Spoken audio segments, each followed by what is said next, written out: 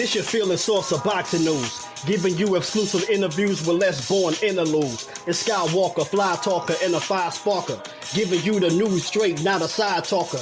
Daily boxing updates with live fight streams, gym visits, sneak peeks from behind the scenes. Plus we link with more boxing and they spitting toxin. Strong like a pack of oxen, ain't no other option. He got a new addition, Poppy from Yayo. Heavy on the Poppy, Legato on the Yayo. Ernest X, a retired military vet. He a comedian, so don't be disobedient. With 86 boxing from out of DC. That's the valedictorian historian.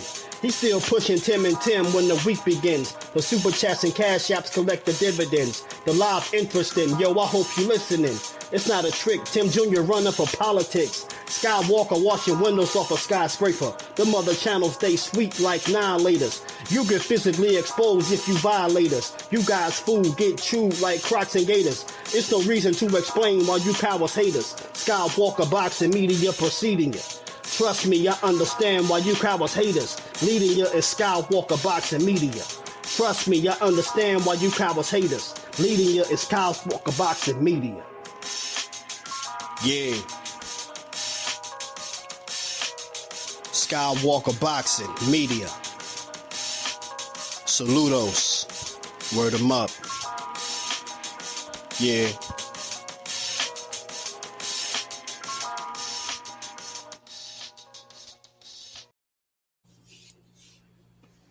Salute, salute. Welcome to Skywalker Boxing Media, Team Mo Boxing, no problem. And we got a special show tonight. We're chopping it up, man. We're going to talk this Pacquiao Barios. And we got a special guest, Anthony Sims Jr., the magician. Appreciate you coming on the show tonight. We got my boss right next to me. This is the master of Mo Boxing, no problem, Jose in the house. What up, what up? And we got Poppy Chun Yayo. Y'all already know what it is. It's Poppy Chun Yayo. Heavy on the Poppy, light on the Yayo. Let's go. Hell yeah. Well, TGIF, you know, I hope everybody's having a blessed Friday. We had this set up a couple days ago and we got it rescheduled and everything worked out, and we're gonna cook tonight. This ain't gonna be like an interview. This is gonna be just some real boxing talk tonight, guys. So hope everybody's doing great.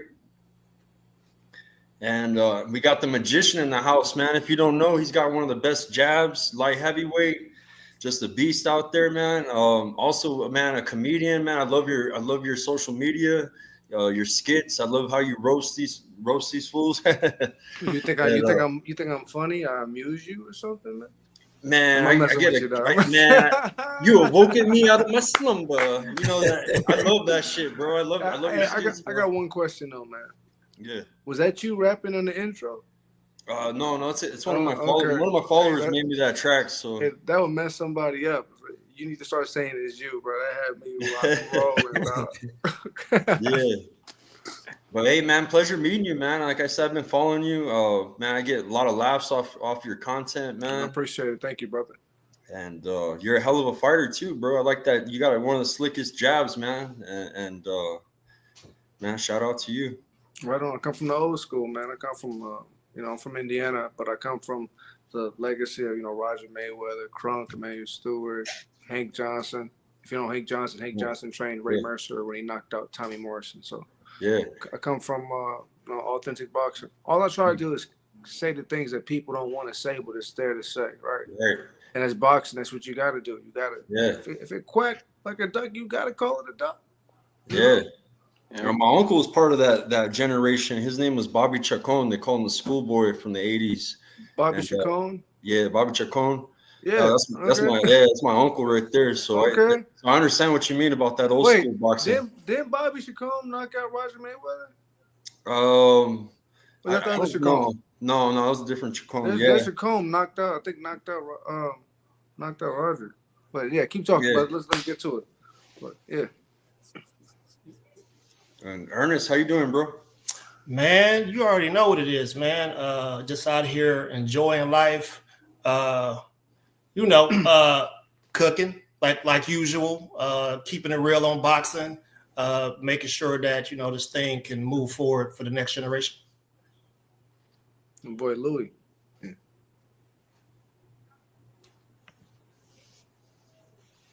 Hell yeah.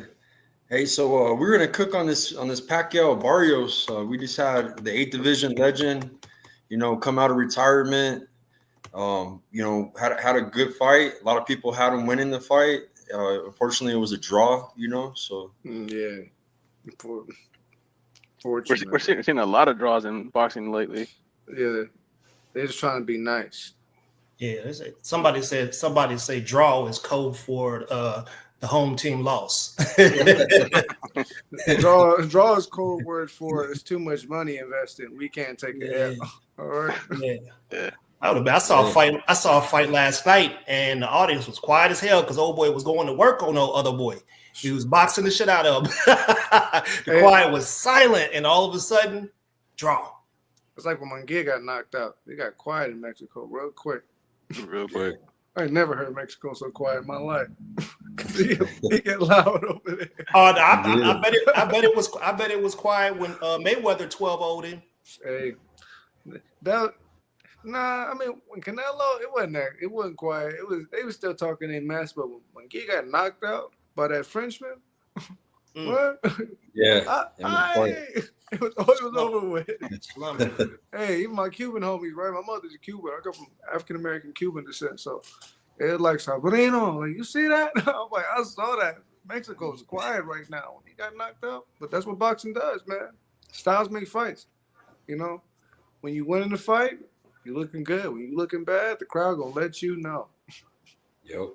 I mean, how you feel about Pacquiao actually getting the fight again and getting a title shot right away? How do you feel about that?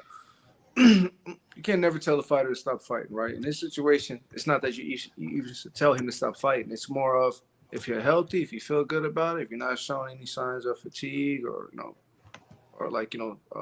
injury, then keep fighting. He looked good against a young Barios. People thought that Barios was going to walk through Pacquiao. All right, just being the younger, stronger. It's basically a Pacquiao passing the torch fight is what they want to call it. But if you look at Pacquiao when he came out, Pacquiao meant business, right? Yeah. He meant business from the first round. He didn't back off. Did you see signs of aging? No, I saw a more structured Pacquiao, not so much reckless. I don't think it's so much age. It's more of after what happened with him and Marquez when he got knocked out, that'll make you more gun shy. But Pacquiao didn't show any signs of that. So I think when you speak about Pacquiao and him not just being, an 8th division world champion, not just that, but you got to talk about a 46-year-old man who's been in some of the best wars we've seen in boxing. Right. Against a young Barios. And Barios showed he could hold his own. Yeah. It wasn't no easy fight, but he gave Barrios problems. So I think if Barrios would have won, if Barrios would have lost, like I think he did, then it would have been like Barrios would have been in like the Who Needs Him club because he just lost against a 46-year-old Pacquiao. Pacquiao's hot. Let's go Pacquiao. So that's the situation we're in, everybody. But you didn't hear that from me. Yeah. I got a question. Bob Santos in the later rounds, he was telling Barrios, don't respect him, go out there and work. And what are you doing? Do you think the effort was 100% for Barrios, or do you think that he had too much respect for Pac-Man? I mean, this is where the perspective comes in because you can say that from the outside, but say growing up that your actual idol is Pacquiao, and now you're in the ring with him. That's never going to be a realistic moment, even when it's happening. Even when you're in the midst of this, it's still like, oh my God, I'm fighting Pacquiao right now, right? So when the legend says back up, like, hey, he's headbutting, out of respect, that's what you typically do. Now, if you want to get away like some Floyd hit Oscar, broke his jaw or hit him on the break or actually touched his hands, that's all legal. It's whatever goes. But in that situation, I feel like it's up to the fighters. They have a certain level of respect. So with him, he's not trying to hit him low or he's not going to hit him on the break when he really could or, get off. It's like a double-edged sword because that type of respect could lose you the fight or that type of respect could save your life. You're not jumping in and getting knocked out like Pacquiao did with Marquez, right? So I think the coach had good intent, but Barrios ain't like a mean guy either, Yeah. He's never fought like all pressure. No, right? He's not an emotional fighter. That's not what you're dealing with. Like Gervonta Davis, he's more of like an emotional fighter. Like you let him go on this ball by himself in his training camp. He braids his hair up and he comes back out this beach and he lets it all out. That's more of him. Like you could tell him to go forward and get in his face. But Barrios, he's just like a smart. He reminds me of? He reminds me of a Marco Geraldo. don't know if you remember him, but he's like a tall, slender guy where he could punch. He gave Sugar Ray Leonard problems, Marvin Hagler problems. He's one of those type of tall, lanky guys. Not like a Tommy Hearns, but more of like Alexis Arguello. Yeah. Right? He's one of those type of guys. He's like, everybody's like, yeah, you know what I'm talking about now. Yeah. Now we know. That's an opponent of my uncle's, Alexis, man. Yeah. Yes, okay. See, we're talking about your uncle then. It is Bobby Chacon, okay? Yeah. What? Yeah. That's a bad boy. What do you mean? Man, you seem like you were a student of the game, man. You it seems like you've been locked in from right from the get-go. We all like on our show, we typically ask people questions like that about you know what I'm saying? But listen, I want to ask you what you would have did if you was in Barrios' place, but I'm gonna tell you what I would have did first, so you will just understand where I'm coming from.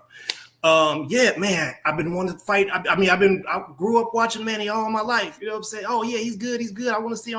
Now I'm boxing. Oh shit, you know what I'm saying? He in the same weight class as me.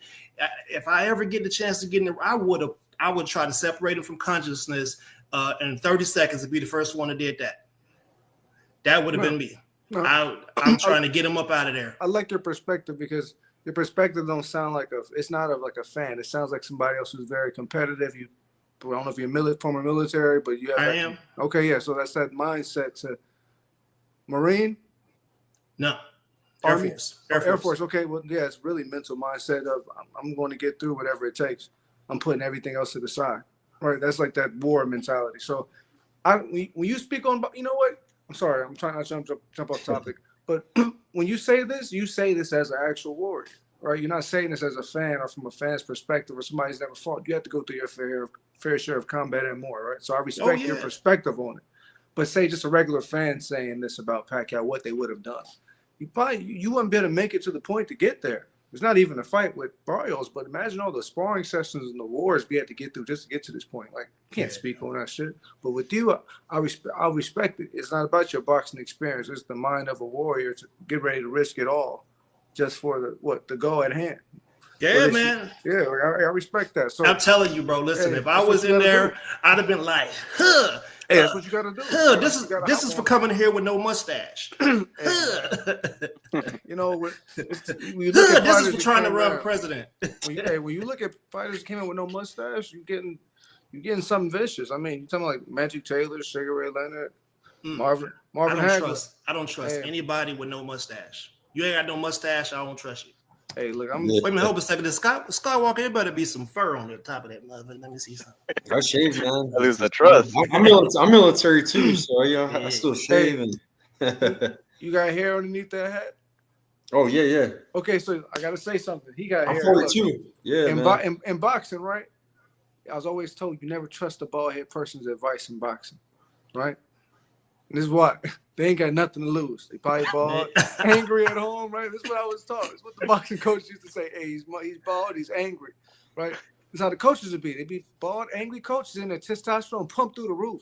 They're not going home to eat no nice, warm, cooked meal. They just 24/7, just pumped up. So they're gonna give you some advice. It's gonna get you in like a jammed up situation. Somebody said bald head people brush their hair with a horseshoe. God damn. So the bald head motherfucker look like the old roll-on deodorant balls. No, not them. A pin drop.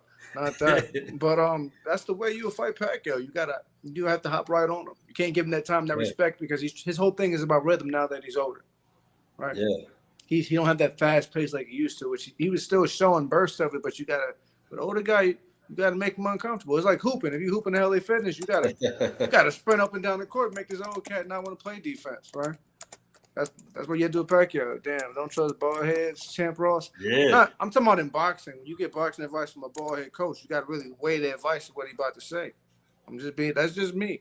That's just me. Right? Tim Bradley, bald headed. Y'all trust him? Hey, Tim Bradley, he's not a coach though. He's a commentator. He gives great commentary. Yeah. Right now, if he gave advice, he'd be the first bald head coach I know with great advice. Yeah. I'm just joking, guys. That's funny. But there's a little truth to that always. I'm just saying. I think Pat been complicated over Barios. I think anytime you're in front of Pacquiao, you have to be cautious because you have a Pacquiao's power is a different type of power. He has what I call a dead man power because when you jump in the air, it's dead weight. It's your whole body behind the punch. So if he hits you, it's like dead man weight. It's just dead weight in the air. It's a flush punch. It looks like tap, tap, tap, but if you get hit one of those, he's pushing with each one of those punches. I seen it firsthand. I used to train with Freddie Roach for maybe like 2 years. And I seen Pacquiao spar firsthand. I'm like, wow, I can hear these punches, and this guy's hands is moving so fast. It's ridiculous. And his calves is this big. Right? It's crazy. I got a question. I got a question, Anthony. What's up? How do you compare Pacquiao's performance versus Barios versus the last time we saw him versus Ugas? Man, you know what? Ugas, I feel like made that fight hard with Barios, right? Ugas was trying to be more macho than fight smart. He just taking all the punches on his head like he didn't care, and eventually he added up, right? Then he closed his eyes up pretty bad that fight, Yep. right? Barrios styles make fights. That was a good fight for Barrios. It made him look good. You know, Cuban fighter just walking forward. I'm not saying it's easy to time, but if you got a guy with his hands up, he's actually gonna get hit. If you've seen a small clip of Shakur Stevenson sparring him, you seen that clip? Ugas and Shakir sparring. Oh yeah, right? I've seen that. Right? Yeah. Ugas is getting his ass beat up, right? Because he's just sitting there with his hands up. It's easy to pick somebody apart, but styles make fights. So you got a Pacquiao jumping in and out. I say similar to like a Soviet style, like a bevel, but southpaw. That's an ugly style to fight because at any moment he's taking angles on you. So with Barrios wants to fight like a nice, tall Mexican style, but he was fighting short at one point. Like now he used his reach more. But I mean, it's like people aren't giving him respect that it's Pacquiao. If it was a draw with, say, Danny Garcia or, say, some other name that's a little bit younger, then everybody'd be like, woo. But because it's Pacquiao, like, that's still, I think to me, that's still a big achievement. You had a draw with the legend, you know, and that's respect. Like, okay, let's give it a draw if no one showed that, you know, it was really a difference. But that's just my perspective on it. I think the business would have won if Pacquiao would have won. You know what I mean? That's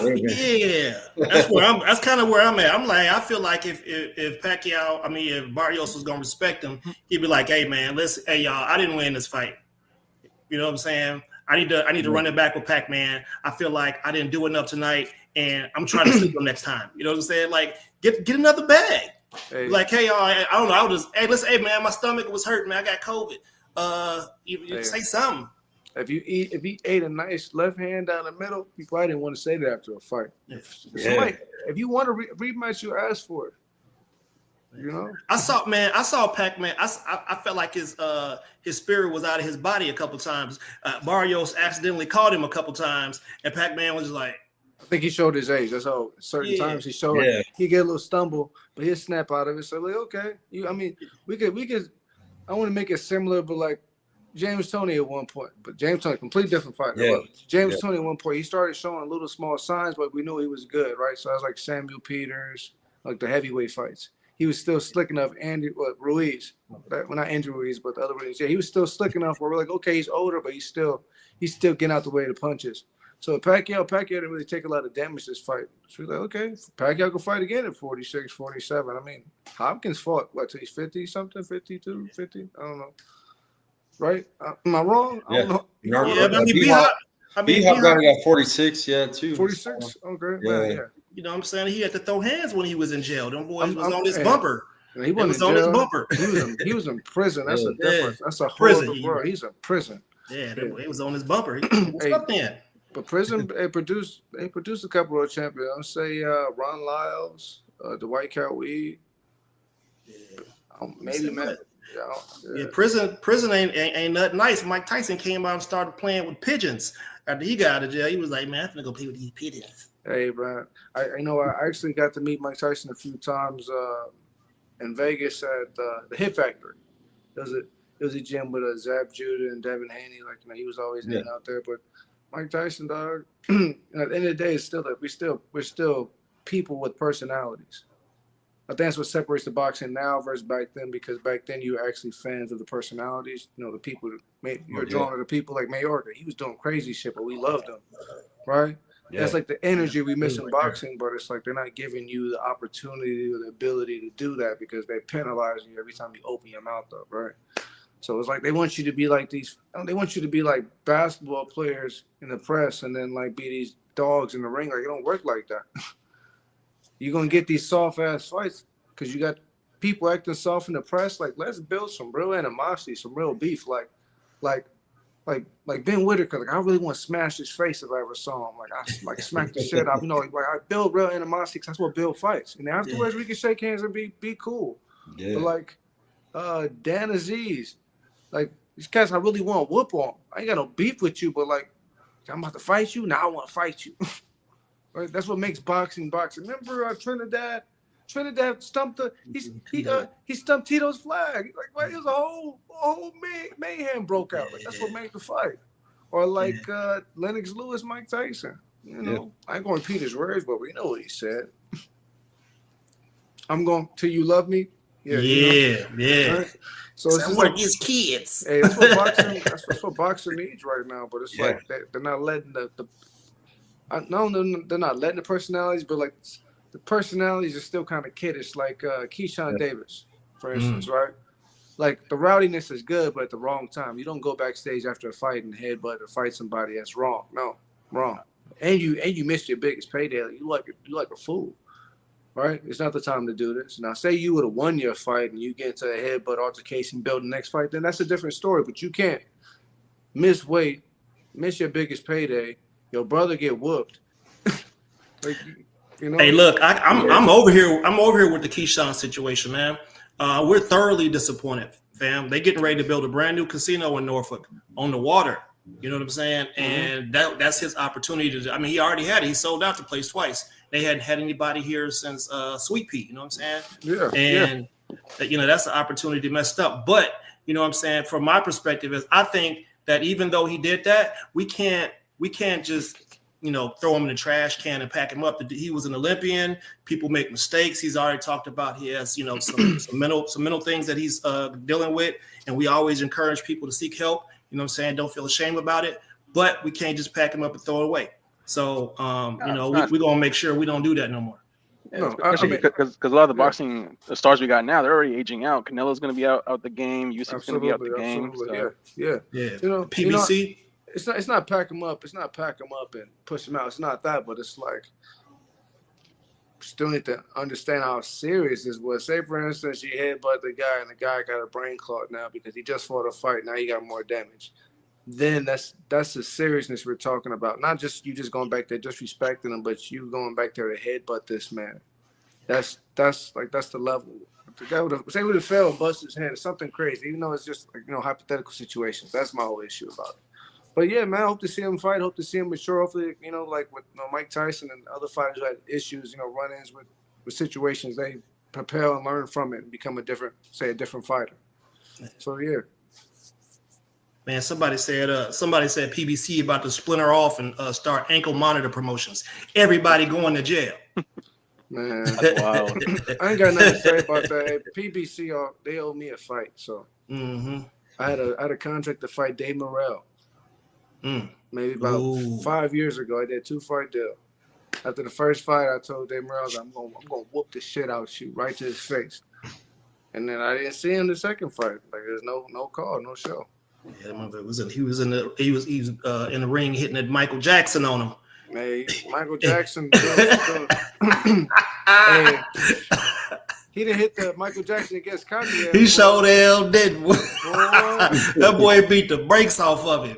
Another robbery. That's what I tell everybody, man. Like when you go up in weight classes, it's not even going up in weight class. When you fight the weight class that you're supposed to fight at, you're not a weight bully or you don't have this giant height advantage. We get to see what you're actually about. And you see now, like, wow, this Katiev guy ain't no blower either. You talking about, like, is he from Russia? Yeah, Russia. Yeah, you're talking about not just a typical Russian Soviet style, because you have Bevel's Russian Soviet style and you have Beterbev's, right? This guy, you have a blend of both. This guy was throwing all types of looping Soviet Olympic hooks, and I'm like, oh, like to the body on him, crazy. You can't even get out the way of these punches because they come from weird angles. The best thing you can do is get your hands up because you don't see you over here, but the punch is coming from over here. You know.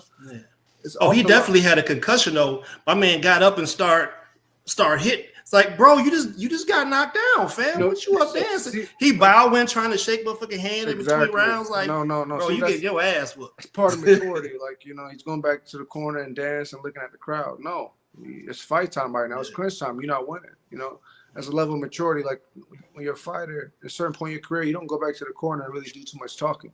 you seen Pacquiao didn't really say too many words at all, right?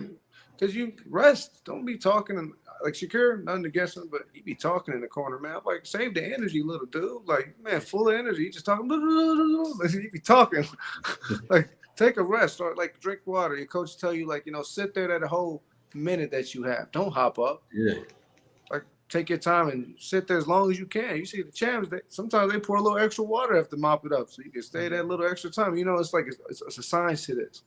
So, yeah, boxing's evolving. So like quotations. Yeah, Pac-Man. So you thought it was a draw though? You thought Pac-Man won? I thought Pac-Man won. Not even because I'm a Pac-Man fan, but look at the fight and you weigh it out on paper. Barios is supposed to win. Yep. Yeah. Could have been 7-5 all day. To me, it was close, man. But I had a 7-5 for Pac. Pacquiao looked like he was landing more effective punches. He had Barios in the back foot majority of the fight. I mean, what more do you want? I like the flurries too, the speed and the combinations. Even though he doesn't have the power he had when he was younger, it just shows the skill set. He's unloading these combos. And you don't even see the youngsters, the prospects doing it. They're just landing 1-2s. Mm-hmm. So, no, with going up in weight and getting older, you have to learn to evolve with the game. So if your legs is working great, then you use your legs. If your legs ain't working like you used to, then you'll see guys that get more slick in the pocket to learn how to eat the clock up, right? So with Pacquiao, he's learning that good formula of what meshes for him at 46. I mean, if it's working, then don't fix it. If it ain't broke. Pacquiao look good for 46? That's crazy. Come on now. Wait a minute. Did Pacquiao look good or is Barrio trash? No, Pacquiao looked good because best believe Barios came in with his best. Was his best effort. I just think it was so much. I don't want to say it's the coach's fault, but it's like you gotta learn how your fighter works because this team, they have like Bronco and a couple other fighters, right? Well, that's how their fighters work. Oh gosh, and them guys, it's just go forward and go get them. Barrios isn't that type of fighter. His best chance of beating Pacquiao would have been a counter off the back foot, waiting for Pacquiao to jump and hit him in the middle of jumping, right? That'd been his best shot. I feel like Barios was having some success with the jab too. So. He's having great success with the jab. Pacquiao didn't have an answer for it because who jabs? Usually orthodox fighters don't use their jab when they fight the southpaw fighter. It's more of just a touch because it's hand on hand, trying to gauge the distance. But Pacquiao just had his hands dropped trying to jump in. He had success with that jab, but it's just shit happens, man. Sometimes you lose track of the focus, whether it's the corner or what's going on, or you're trying to knock him out. I feel like he went from boxing too quick. They was trying to tell him, you got to fight and bang out with Pacquiao, but that's not something you really want to do. Yeah. I would. I'm trying to put a dent in this motherfucker. You coming in this ring to try to put one in me? I'm finna put one in you first. Pause. That's it. Damn, got him. Oops. I don't know what boxing this man talking about. I'm trying to put a dent in you, man. Damn. Hey, all y'all motherfuckers out there be saying no Diddy. When he get out, he gonna put that AI tool on you. He gonna come and get you. He gonna slide in there with that oil and he gonna get on you. Ooh, shit. Everybody that said no Diddy. Nah. Hey, look, he get released, he gonna be out here where we at in LA. So I ain't worried about him. Yeah. So man, so we heard about this guy that like to talk about two black coffee with a black coffee with two sugars. What was going on with that whole situation? Because I seen something on Instagram that had me dead, fam. I'm like, black coffee with two sugars. Yeah, that's something that he say. Who? A black coffee with two sugars? I never heard that before. That's what he say. What is that? A coffee with two sugars? I don't get it. Is it like it's a blown up for something? I think it means he's hyper. I guess I'm lost. I'm like, two sugars. Yeah. That's what he says. That's what he says in his podcast. I'd never heard that before. Thank you for explaining that now, because I'm about to look at you crazy. Like what? No, he says. Yeah, he says it's part of his thing. I just he's just a weirdo, to be honest. I'm gonna be honest. I don't know what he be talking about, but my whole thing is when you got a guy with no type of background or experience that just pops up on the scene, it kind of makes you wonder what he did to get there. Some casting couch type shit. Drop the mic. That's all I'm gonna do. Drop the mic. Not the casting couch. I'm just saying. One day I'm just sitting here. All of a sudden, this ugly ass dude just pops up on Ring magazine. I'm like, who is this guy interviewing Edgar Berlanga? Like, I've never seen a pug interview anybody on TV before, right? So I'm just so confused why Total Recall is on TV interviewing Edgar Berlanga, and it's not me hating, right? Because don't take the energy wrong. It's not me hating. I'm not hating him for his job. My whole thing is. This is what I was talking about. This is my argument with everybody. There's this stigma right now that you can teach boxing even though you never fought before, right? You can teach boxing and not have a boxing background. You don't need a boxing background to teach boxing, right? Or to share your opinion. Now, people say they can, as long as you understand it, you can go and teach it. This is true, but not for everybody, right? Everybody tries to put themselves in this group. Unless your name is Eddie Fudge, or unless you trained Ali, or you're Emmanuel Stewart, who had an amateur background and had a gold, won the Golden Gloves, then you can't say this unless you look at the art as a true science, right? So you can't say, I don't need a background in boxing to go and teach boxing. Yeah, you do. You need to know what it feels like to get slapped in your shit before you teach someone out here to go and do the same, right? You're giving false advice at this point, right? I can't tell you like, okay, this is how you jump out of plane now. And I've never jumped out of plane in my life. As many videos as I've seen about it, read about it. It's one thing to actually jump out. That's what I used to do in the Army, man. Yeah, crazy. I hang off a rope for a living, man. That's why they call me Skywalker. Hey, Skywalker, exactly, right? Yeah. That perspective you have, there's no amount of training that can prepare you for what happens if something was to go wrong in that. No, because and it does happen, man. Sometimes that we do have a backup. You know what I mean? A reserve parachute. But I hang off a building, man. So like, if the wind comes or if there's something that can cut my rope as I'm climbing a skyscraper. No, I'm listening. I have a friend. Shout out to my homeboy. I'm gonna say his name, but he's in the Special Forces. I train him, and he fell out of a helicopter. So he talks about things like this happening. Yeah, we share the perspectives. Like, going to war, you have a perspective of war. You got that. But people that's never fought adversity or sit behind their computers all day, you can't sit and judge and talk about somebody, or you can't teach. All right, here's the best perspective. I got the best one. This one for you right here. Here we go. Imagine somebody's in the passenger seat trying to tell you how to drive, right? But they ain't got no car, no driver license, no permit. But they telling you driving bad. You gonna be like, shut the fuck up. Like, you don't know nothing. You don't know what you're talking about. You have no experience whatsoever. You're a passenger seat driver. That's what showbiz is. That's what these people in boxing are. They have all this knowledge, all this perspective, but they've never done it. You can read as much as you want to read on it. It's okay to share your perspective, but when you start bashing fighters, that's where you can't do that, because now you're talking as if we're equals. And we're not equals, because I could really do you in with these, right?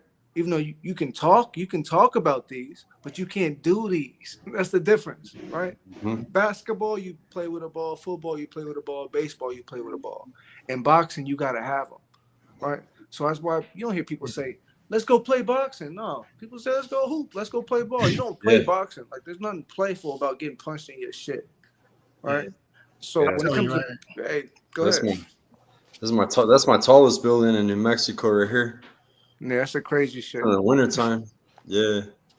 Shit. Hey, y'all better not fuck with Skywalker. That motherfucker will rappel off your roof, come down, come in through the window and turn your TV off. Yeah. Hey. Yeah, man. I do that I'm getting old too, bro. I'm like Pacquiao, man. I'm OG, man. But yeah, man, my body, I could tell, man, from 10 years ago, it's completely different, man. Like, I can't handle it, you know what I'm saying? But I'm hella sore, bro. Like, and I don't recover fast, like, compared to when I was younger, So you better go drink some milk, shit. Vitamins. I'm messing with you. I'm in good shape for 42, bro. A lot of my homies, man, they're, I've been staying active. I was a ranger in the Army, so I was special operations. And I can tell by your lingo. You stay with the homies. You stay good. You're gonna live for a long time, my boy. Just keep eating tacos, pastor. Oh yeah, I'm Mexican too, bro. I'm in disguise, bro. Hey, keep hanging with the homies. Go to the quinceañeras. Hey, my dad's white. My mom's Mexican. Yes. Hey, gracias para todos mis latinos aquí. Igualmente. Hey, Cuba, vivo Puerto Rico. Hey, tú también, papi. Hey, listen, man. I roast y'all motherfuckers. Every time y'all turn around, y'all trying to roll y'all R's on people. I'm about to say. I was like, okay, good. No, we be cooking on that, man. We be cooking on that all the time. Yeah, man. Listen, man. Hey, I'm all for the country pride and all that stuff like that. But look, man, with motherfuckers, when you come to America, you don't get to wave your flag over at this motherfucker. What you mean? That's what I mean when I say I'm talking shit to Puerto Ricans specifically on this one. Nah, I don't care about their flag. Specifically, every time, man, they better not make Puerto Rico illegal because all you gotta do is go find the whip. Everybody got a flag in their car. Puerto Ricans need to chill. Every time you show them a picture of Fat Joe leg, they get mad. Yeah. No, we pack Fat Joe up and send him home. I don't even know how he got back out here.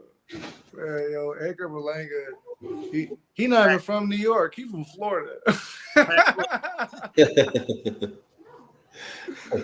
Somebody said he live in Deltona. Yeah, he the king of Florida. He the king of New York. Panama City. Hey, after he got up doing this, New York is like, you're not from here no more. And my wife from the Bronx, she was like, he's not from New York no more. Yeah. I'm like, I know. Yeah. Yeah, but you know, with showbiz, I said it's nothing personal. It's anybody. You know, if you have a platform where a lot of people watching you, be careful what you say because the right fighter might hear it and be like, you know what, I want to go smoke his shit now because you don't talk about me like that. Like, it's one thing to have a dance partner like Ali and what was his name? Cronkite? What's his name? I can't think of his name. No, it wasn't Cronkite. What's the guy Ali used to go back and forth with? Muhammad Ali? Yeah, Muhammad Ali used to go back and forth with this. Frazier? No, not with Frazier, but with this commentator guy. I can't think of his name. With the commentator. I can't think of his name, but that guy. That's a dance partner thing. You go back and forth for like Larry Merchant and them guys. Yeah. But he's like not Merchant that. and Mayweather had that moment, right? Yeah, they had that little back and forth, but like, yeah, these guys now you don't have the perspective to speak on these fighters, especially posting a video like that. You better not ever let me find a video about you talking bad about fighters. I'm gonna make sure everybody see it. Yeah, I think he made a mistake there. He shouldn't have posted the picture or the video of him punching the bag. That was probably a mistake. That's because everybody around him was telling him it looked good. Was that recent footage of him, or is that someone just dug up the? It don't matter if it was yesterday or a year ago. Yeah. The deed is done. It's too late now. True. Right? You already spoke and said what you said, and this video is out. So now I'm gonna put two and two together and be like, nope. Hey, one of my favorite videos from you is when you're roasting the dude, I guess that had critiqued you, and he looks like he's punching dicks. The dick punch. Yeah, man. It's like I understand when people are just trolling, but sometimes people are actually serious. Like we have some really delusional people out here that have social media, and like all the other little weirdo friends is on there with them. Like, yeah, that's right. Punch him in the dick. Like, who's telling this guy this is good form right now? This is crazy work, bro. And then you gonna comment on mine. Stop punching like that. Put some more elbow into it. Like, who are you talking to, man? Right? Yeah, interesting. So I just came up with this idea, like, you know what? Since I can't fade them like this, I'm just gonna make everybody laugh at them. Not like people bully them or go to their page and send hate mail. No, it's just like, but you already posted. But he's gonna laugh about it. So I want people to really see like what I see when I look at you. You talking to me? It's a dick puncher. Yeah. So wait. Let me ask you this: is that particular energy just associated with him in particular, or is that associated with all the people who don't box who got something to say? Well, you talking about showbiz? No, yeah. Just is it so? Let's say somebody like Chris Mannix, somebody like Chris Mannix, right? Oh. Like, don't nobody want to know what the fuck your scorecard is, bro. You arguing with a boxer the whole show, right? So would you feel the same way about Chris Mannix if you had to say so? Oh, me and Chris Mannix already had an issue before. We good now. Chris Mannix is scared of me. One time I called him in the parking lot after the fight, and I told him if you ever say some slick shit about me again, I'm gonna find him. And I never had an issue out of him again. Yeah, he was talking real crazy. He said something like Anthony needs to fight better opposition. And I was like, okay, well, I'll fight. No, that wasn't him. What's his name? Sergio Morris said that. And then Chris Mannix said something. He was like fighting over chicken or something. Remember he said that crazy shit? Ooh. He's like, they're fighting over the last piece of chicken. Yeah. Chris, Hey, if you've seen this, you remember that, Chris. I didn't forget. Hey, if you go back and watch some of the old HBO fights and stuff like that, you actually listen to what the announcers are saying. Say some wild stuff. Your blood will be boiling. Oh, yeah. What do you mean? Watching like Sugar Ray Robinson and Randy Turpin, like old fights, you like that. I mean, I ain't gonna say what they say, but you know how it was back in that time. The norm, you know, it's just crazy to see where we got to now. But no, this doesn't apply to everybody, right? Okay. Right. So like, as I was saying, like for instance, you don't have really a background in fight, but you went to, I'll say you've been in the military. Oh yeah, I fought before, not boxing. Yeah, okay, you fought in the streets, but you never fought like boxing or like had to. No, but I was trained though. Okay, right. So trained, but still trained, but not actively. But like competing, whether it's amateur, professional, right? Yeah. Even though you could say like you're still fighting under the same risk, you can get knocked out or lose, but it's one thing I say to prepare for it, the sparring sessions, and then actually fight. So I feel like if you're sharing your perspective, you're not bashing fighters, there's nothing wrong with it. But as a fighter, unless you can hop in there and do what I do, like shut your ass up. That's how I feel about it, right? Not saying that to you. Like we good. It's cool. Because listen, man, I told Skywalker and all the people around, I was like, listen, man, I'm not doing politically correct. I talk shit. It's funny. It's funny. Right. You know what I'm saying? But ultimately, I support fighters, right? Yes. At the end of the day, you support fighters, and there's a certain level of disrespect. There's not even disrespect. There's a certain line you wouldn't cross because okay, that's too far now, right? Yeah. Right. With certain situations, like for instance, Keyshawn Davis, perfect example. That was a perfect example of how we didn't cross the line. There's a certain respect we're going to show him because he's young. He's still learning. You can't X him off. We're not going to leave it on a bad note. We're going to come back around and be like, you know what? He got his stuff together. He's back moving. Perfect example, right? There's a certain level you guys won't go with fighters because it's a fighter. You still a certain level of respect, right? Even though I can say certain things as a fighter, it gives me the right to, right? But you guys won't even get in that mix. You rather that's how it's supposed to be, right? Yeah. It's like a moral compass in boxing.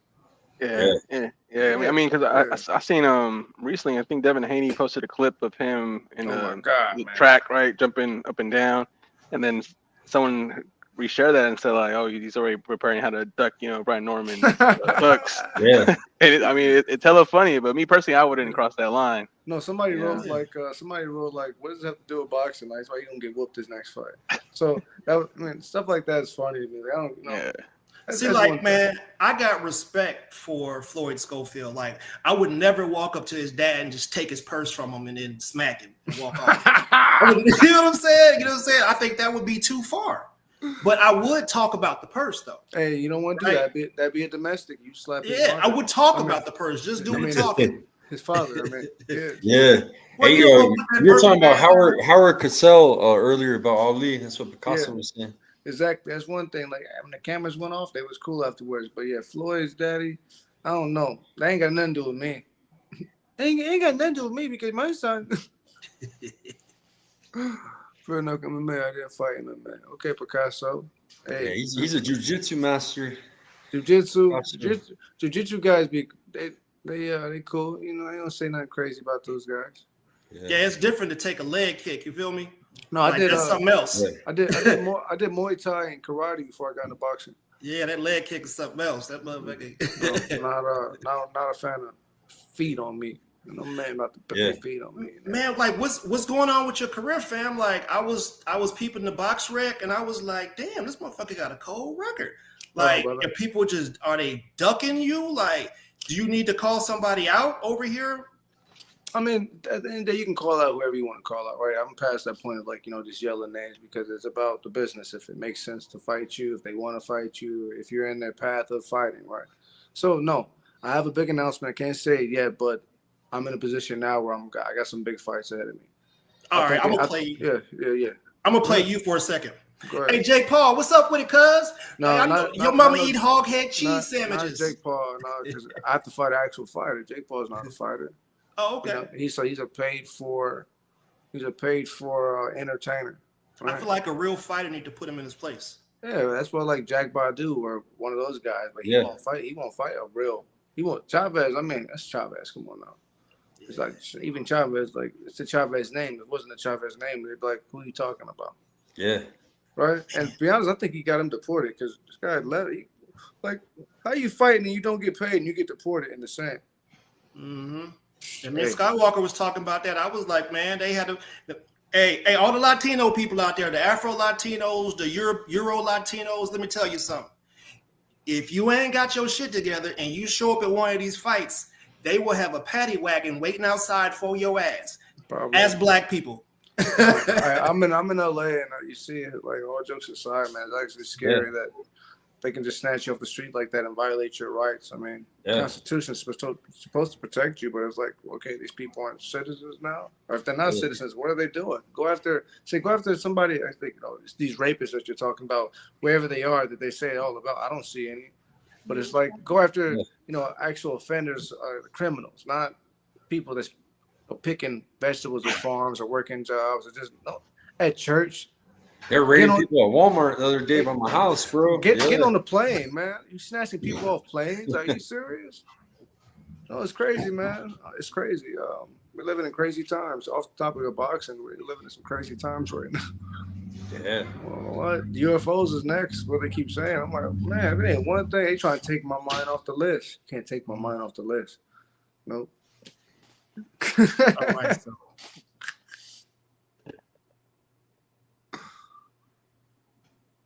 Yeah, they had ICE raid my Walmart right by my house. They got protesters, man. I can't even go to the Walmart by my house because. Oh shit! Hey, bro, they cleaning the Home Depots and Lowe's up. Yeah, bro. Inside the store, bro, arresting people and all that, checking people's papers. Hey, he enjoying this too much. He might work for ICE. You gotta watch this movie. Who, me? Oh man. Listen, man. I do my best to try to bridge the divide, but. Man, people be in the comments talking crazy, fam. Like I said, I show support. Like Teofimo Lopez, for example, right? I supported him. I was like, I hope he whooped Lomachenko's ass, all that shit. And then you turn around and he's doing the funny stuff, right? And it's like, yo, so I was supporting you, but now I'm not supporting you. Now I gotta roast you every chance I get because you got out of pocket. I mean, for what? Entertainment. Like the banana thing. I thought the shit was funny, man. I didn't. All right. I thought it was funny because it's like, did he say like a racial slur or he just sent him bananas? Oh, you know what he's doing? I know you know what he's saying, but he's pushing those buttons. But like, that's like that borderline. A fighter could do that to another fighter. Whatever. Hey, by any means, this is war. There's no rules. By any means. So if you know what gets underneath their skin, what are they? They are pro-black fighters. Yeah. They're proud of it. There's nothing wrong with that. But if you know what gets underneath the skin, you're going to get underneath it. What was Mike Tyson's kryptonite? It was women. So you're going to send him a room full of women. Each fighter, you got to go after what hurts. There's no rules to this, right? If it's, okay, Mayorga, it was Shane Mosley's wife. Oh, hey, Shane can't be no FBA. Hey, I would have been in jail that day. You smacked my wife ass, bro. Man, but that's I'm just saying, though, right? So with Tio, you got to look at Tio and take a step back and be like, okay, he's not really – he may play like dumb and stupid, but he's always setting traps and always poking exactly. He knows he always knows, like, okay, where to draw the line at. Like how he fights. He gets reckless and then he gets back in the pocket. He gets crazy, gets back in the pocket. To me, he fights like an Aaron Pryor. He's like all over the place, right? He's like a little like a bombshell. But that's what boxing needs, the luchador mask and like that personality. Like how he got you like. You're not a fan of his no more, but like still emotionally, you want to see him lose. It's deep. It's deeper than that, fam. Oh, okay. Like it's personal. T.O. is he's like, he got a no-fly zone. There's people out here really ready to do something to him when he pull up to their town. You heard a lot of people with those statements, and you can't play around with some people who don't play around. You got hands, but these people will run down on you, fam. Like you can't be out here doing that. Why do you think Crawford didn't do anything when they met Crawford has done something to him. He done slapped him, smacked his pops. Slapped who? Lopez. Oh, I didn't see him really. Yeah, he ran down on him. He ran, and Crawford definitely gonna do something to him next time you see him. I didn't see him. Okay, since we're talking about the Crawford, I hope you don't think. I know what he about to say. I hate to say it, but Crawford. I was in Crawford's camp for Manjimov. Like I was with him when he won the ESPYs. Like I got to meet Crawford and like be with him like for a week. Like super cool cat. But I don't think he's gonna beat Canelo. You scratch your head. You scratch your head, right? You guys are saying you scratch your head, right? Now, this is why I'm saying this. Okay? He's my boy. He's cool. Yeah, cool. But if you want to look at who wins this fight, you have to look at the history of black versus Mexican fighters, right? We're not turning this into a race thing, but you got to look at the 90s, 80s. Yeah, black man, he's been whooping Mexicans' asses for a long time. Hold on, wait a minute. Shit. See, I like that mindset, but if you look at it, talk about Chavez. Canelo's our Chavez with a little bit of spice. You could say that, right? Canelo, right? As far as Mexican fighters, Canelo is not in the same league with Chavez. I mean, for our time period, he's like our Chavez. We don't have anything close to it. That's the closest thing that you'll get to it. Pitbull is like more of like a Mike Tyson. Pitbull, like he's Mike Tyson. Now, if you want to look at the outcome of this fight, you got to look at the past or look at Canelo and Floyd before, right? Floyd and Crawford are two completely different type of boxers. They're not the same whatsoever. But people are trying to say like, okay, Floyd did it, so he could do it. Well, you got to look. That's a different Canelo. So back to rewind. If you want to look at the past, Chavez. Who beat Chavez? They say Whitaker beat him, but they took that from him, right? Whitaker beat him. Magic Taylor beat him, but they took that from him, right? Yeah. Roger Mayweather. He beat him up until he's whooping him up until he got caught that right hand. Now, in order to beat, I say this type of guy, you got to be either a slick southpaw like Pernell Whitaker, which Crawford isn't a slick southpaw. He's an in the pocket setup southpaw. He's a counter southpaw. He's not slick. He's not elusive. Like say Skull, the Cuban that just fought Canelo. He had good feet to stay away, right? He lost, but he avoided. He made it a hard fight. Crawford doesn't have feet like that. Crawford is more of an in-place fighter. He can move a little bit. He's a boxer puncher, but he's not known for having good footwork. He's known for what? Being effective, setting traps. Sometimes he rolls the dice too much. That's the Crawford we know. Not bad, but that's his style. In order for him to beat, I say, a Canelo, a bigger Canelo, he'll need, I say, a Floyd-like offense or a southpaw offense like Whitaker. Now, like Pernell Whitaker, right? Crawford doesn't have neither one of those. He's an in-the-pocket puncher. Now, how's he going to work with somebody bigger than him? He had problems with Manjimov. I was at that fight. Oh, he definitely has some problems. Now, that's what at 154, his first time going to 54 with a small Manjimov. Manjimov's not a big 154. We're not talking about the Fundoras and the big guys as that 154. He's a small 54. When you're talking about a Canelo, Canelo's not a big 68, but he's a meaty 68, like a little pit bull, and he's used to this weight. He went up to light heavyweight and fought Bivol. Like he knows his weight now. He's a full-grown man. So what's going to happen when Crawford jumps up 2 weight classes? With them the 3 weight classes to fight Canelo, you're going to see Canelo use his size and his strength. He's not going to be slow and rugged. He's going to see like a sharp-ass Canelo, a pressure Canelo. Of course, we want to see Crawford have this amazing boxing style and box the shit out of Canelo, but that's not the Crawford we know. We know like a crazy, reckless Crawford want to get in there and trade, but he can't afford to do this with Crawford. He can't. It's not the same because you're talking about somebody. You know what? If we're talking about football, we're talking about outside linebacker versus a wing.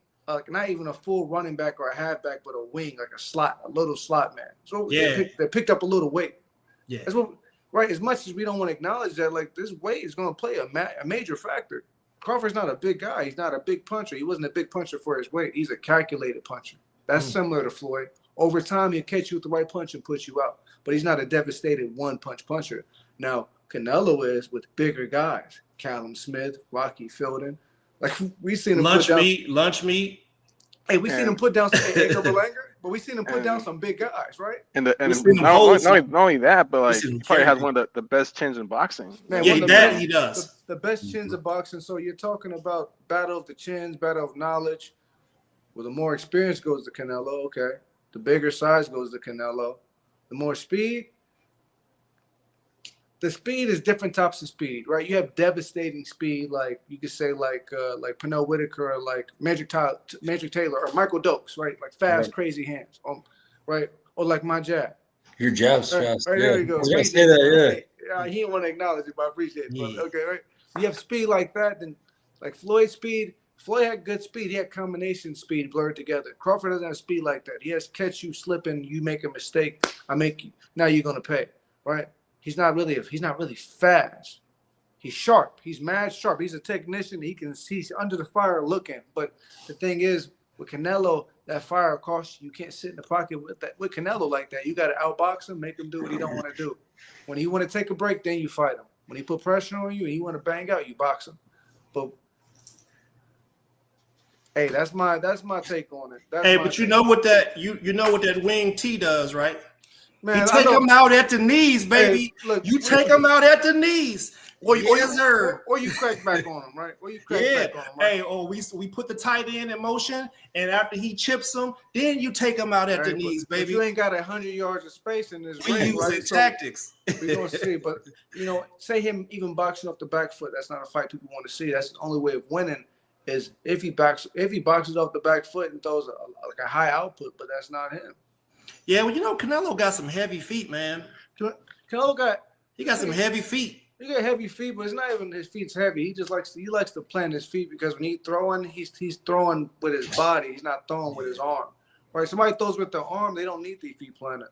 But you look at like punchers like Triple G, Canelo, Sergey Kovalev when he's a big puncher. Guys like that.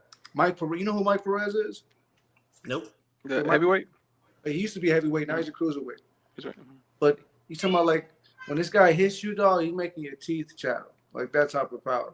It's crazy. But Crawford versus Canelo. Unless they say that Crawford's secret is him going to train with Mayweather, but there's no amount of training he's going to get him prepared for this type of fight because the size difference is not even so much Crawford is less. It's just it's too much, my dog. Like that's too much. It's like it's just too much. It's too much. It's too crazy, dog. Like no, man, for what? Like, and there's too many other fighters that need to fight Canelo before you do. There's Carlos Adames, you got Fundora, you got Yanabek, there's plenty, even at 68, Munguia and Billy. All these guys get passed up and you get ranked the number one contender against Canelo, and it's supposed to be Benavidez, it's supposed to be Billy, it's supposed to be all these other guys. So I got Crawford winning by decision, and let me tell you why. If Amir Khan could go 6 rounds with Canelo, Crawford is at least 2 times better than Amir Khan. Have you never seen Amir Khan's speed? Amir Khan is crazy fast. So that speed got him around for them 6 rounds, but he didn't have nothing. He didn't have no answer for that. So if you're going to substitute the speed, what does Crawford have? Crawford has good angles, good places, but what happens when Canelo corners him and it's a war? Tell me what happens then? What happens? Grab him and hold him. No, that's what you say, right? That's grab him and hold him. You're not even a fighter, but that's the right mindset. Now we're talking about somebody who got shot in the back of the head. And he don't give a damn, right? Step around. No, I'm talking about T-Bud, right? T-Bud. He knows one way. He's walking through you. He's not retreating if he ain't got to. He's gonna start that war and he's gonna finish it. He's going out on this sword. If he get to trade with Canelo, he's not going to step back. He's not leaving. He can't. He won't. That's how he's built. So that's what you're talking about right now. You want to grab and hold him, but if it comes down to a trade, who's going to win that trade? Canelo all day. Yes, but exactly. But if it's the 80s, we're talking about like Marvin Hagler, Tommy Hearns, right? If it's the 80s, you're talking about who's landing the punch first. It don't matter about height or reach. If they come through and they just try to bang out, that's another way Terrence can win. Canelo's a slow starter. He likes to pick up his rhythm. If Crawford just goes out there and just hops on like Aaron Pryor, right, on some crazy shit, right, on some just crazy little man buzzsaw shit, which that's a chance. That's a possibility. That's probably his best chance of winning going forward is catching Canelo early because if the fight goes on, the bigger man's going to cut that ring off and that ring's going to get smaller and smaller and smaller, right? Not dissing Crawford at all. He's a world champion in his own, right? Can't take anything from him. Seen him train firsthand, was with his camp, was with Bo Max and these guys work. Hey, you earned every right. But there's weight classes for a reason. It's my stance on it. Yeah, I'm sorry, dog. I know you want. Listen, man, I'm riding with Bud. Your explanation was amazing. It was incredible. It's going to help some of these young whippersnappers out here. I'm riding with Bud. I'm sticking with the sip regardless. Hey, ain't nothing wrong with that. Yeah. That's what men can do. A man can do that. That's why I speak boxing from my realistic perspective, and you speak from your optimistic perspective. That's right. So I'm okay with it. Hey man, what's gonna happen? I swear to man, what if Bud messed around and sat Canelo down for the first time in his career? I would be crazy. I mean, the fact the fight's even happening is already crazy enough. That would make boxing what boxing's supposed to be like. Like when what's his name? It come to me, but like as a fighter guy. Okay, you ever seen Ron Lyles versus George Foreman? Nope. Okay, I want you to watch this fight. I want you to watch it with some popcorn now, right? Fellas, trust me, you're going to enjoy this fight. Now, this fight, Ron Lyles is like a 6'2", 250-pound, like a linebacker, like Brian, all that, right? And George Foreman was like, what, 6'5", like 250. They both, and they huge, right? Both these brothers went at it, and George got dropped first. I haven't seen. He didn't get dropped like he got dropped with Ali. He got dropped like two brothers fighting in the middle of the street. They just stand there trading. Two giant men. George went down. He got up. He knocked out Ron. Ron got up and knocked George back down again. George got up. He knocked George down again. George got up, ended up knocking him out. Right. That's like the type of fight that I'm hoping from Crawford and Canelo. That's the only way Crawford will win. If he starts off rolling, he got to go for broke. You got to roll. You got to roll the dice. If he try to come in doing this little, trying to feel the rhythm. Man, listen, I think he gonna do a whole lot better than Jamel Charlo did. Yeah. He gonna do way better than what Jamel went in there. Hey man, go ahead and cut me this check, man. I gotta go wreck this car and slap this bitch. Hey, I ain't gonna say all that. But basically, he got in there and he didn't give us a fight that the fans wanted. No, Bud ain't that type of dude. And man, speaking of that, man, I wish Bud had went ahead and cleaned Jamel up. They hit the boy. He went and took the check because I think Bud would have beat him too. Man, you know they're gonna make sure they protect their babies. That's Al Heyman's babies. He ain't gonna let nothing happen to them. Come on now. Charlo, they let him do Earl in. Earl. Oh man, you know what? That's different, man. Went over there and turned his TV off. And actually talking about that, because I do want to talk about the Spence fight. Yes. If we were talking about Crawford versus Canelo before he fought Spence, would we have given Crawford a chance of beating Canelo? They wouldn't have. They wouldn't have. But no. I think we overvalue how one-sided that Spence fight was. Due to the damage that was sustained before the fight, right? Mm-hmm. So much as we want to say Errol Spence was ready. Errol Spence is just in a car accident. He's out of his mind, whatever substance, whatever what the situation was. But you do know he knocked out a lot of his teeth. And you can't bite down on a mouthpiece. Like, how you gonna have a strong jaw? For real, think about it. He in there fight with fake teeth, mouth full of fake teeth. Came in the fight, blow to deal probably with the pain. Man survived a crazy accident and fall. Right? It's like some Johnny Tapia type of shit. Break your neck and still be boxing. Right? It's crazy.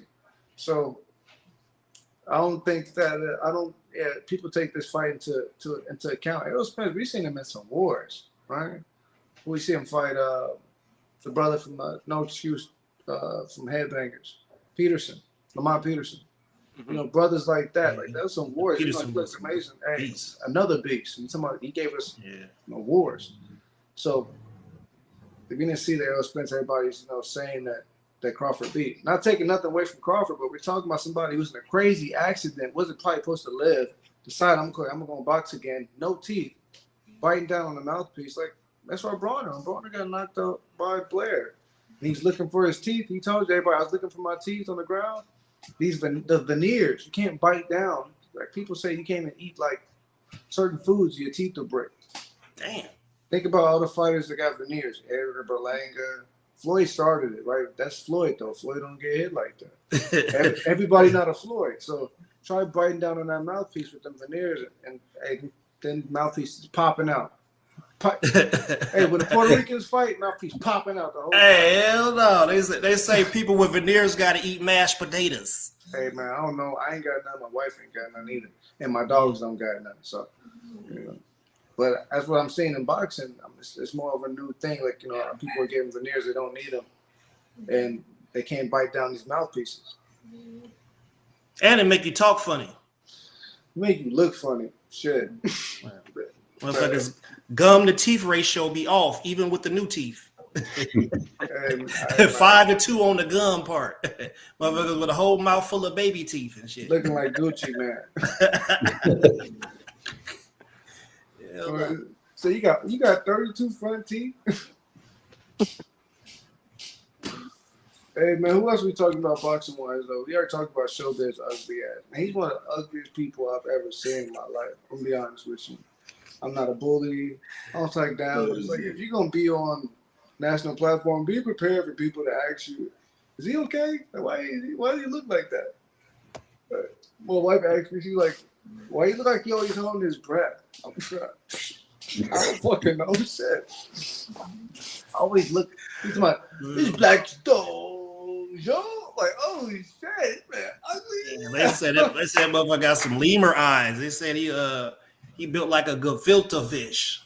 You got them eyes. I saw you. Oh, the Black Simpsons. If you have a kid, it's gonna look just like him. Man, it's a real life cartoon character. The Showbiz Simpson. I just want to have a conversation with him. That's my whole thing. Like, if you didn't box before, tell me what got you into boxing. At least that'll help me see your perspective. But he won't have the conversation with me, like him, Barry Bobberson, Flaming Tits, all those guys, man. Hey man, you gotta soften him up, man. You gotta be like, hey, look, fam, listen. I don't really want to fight you, but I just want to have a conversation with you. Let's talk man to man. I ain't about to court this. I ain't about to court this, man. I send him a DM and I'm like, look, dog, what's your background in this business? I ask everybody. Look, I asked you. Hey, what's your background? I'm still gonna ask them too as well. Before this is over, I'm gonna ask you. What you but I hang up right before that.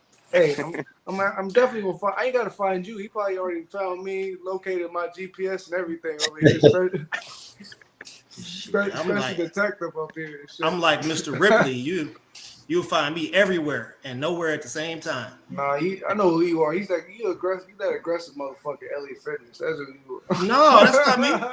Man, I'm the nice guy. I'm the make peace guy. I'm the guy that love it. Out free hugs, but I got to switch, just like Skywalker got to switch, you know. And when the switch go off, it don't matter who it is. I could probably talk myself into an ass whooping, but I don't think free hugs is cool. Free hugs is free until you hug the wrong person. Yeah, that hug costs. Yeah. I got nothing but respect for fighters, man. And you know, I tell them any day, I'm disabled, man, but I got guns. You understand me? So you got a different type of guns than I got.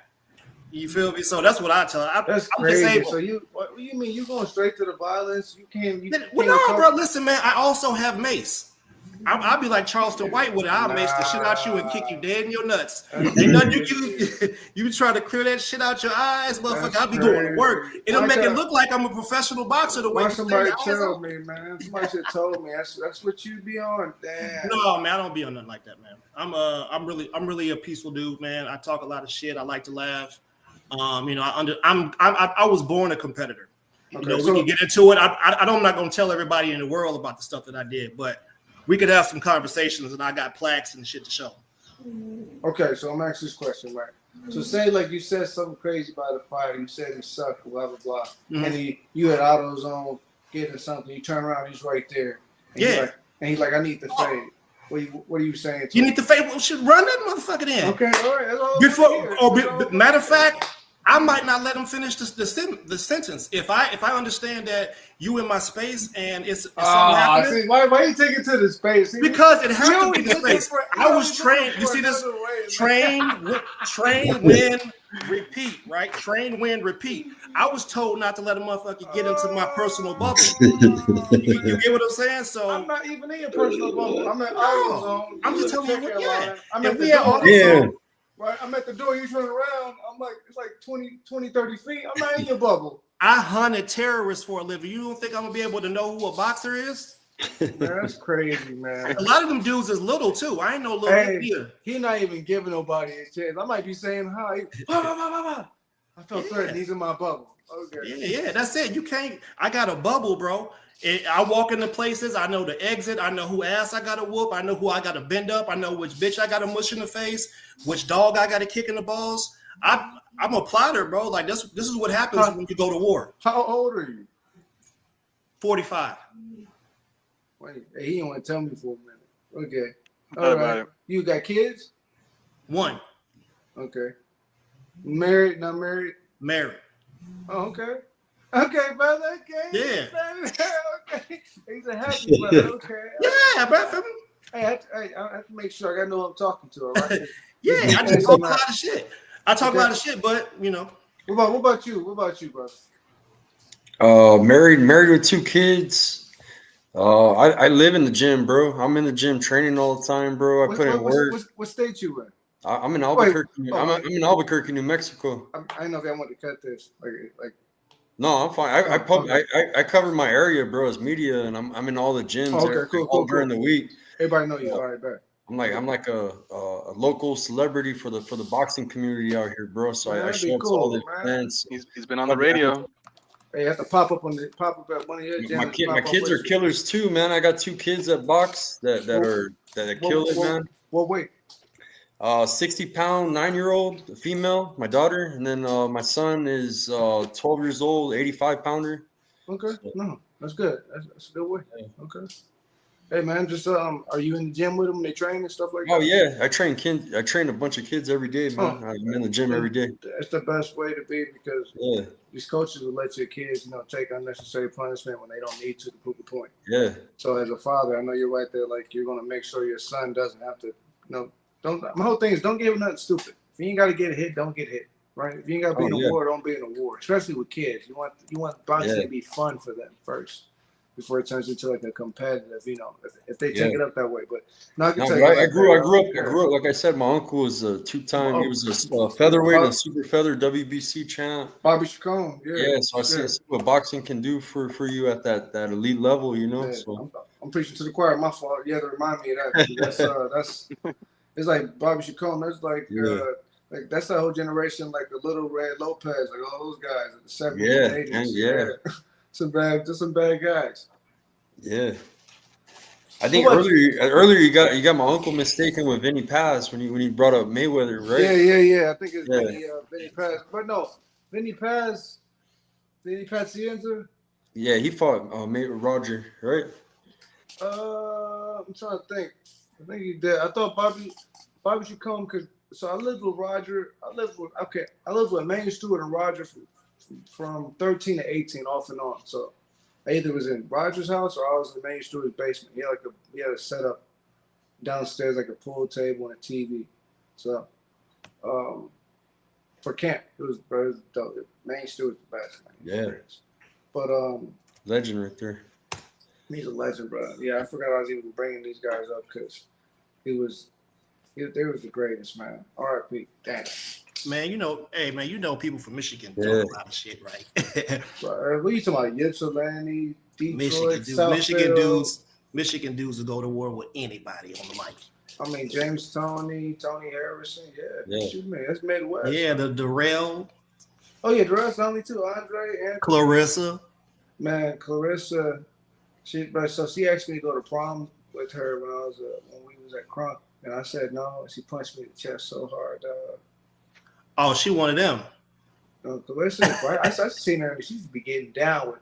The homies know about Clarissa. Anybody at Crunk knows. Shit, Clarissa carry her own. Yeah. What?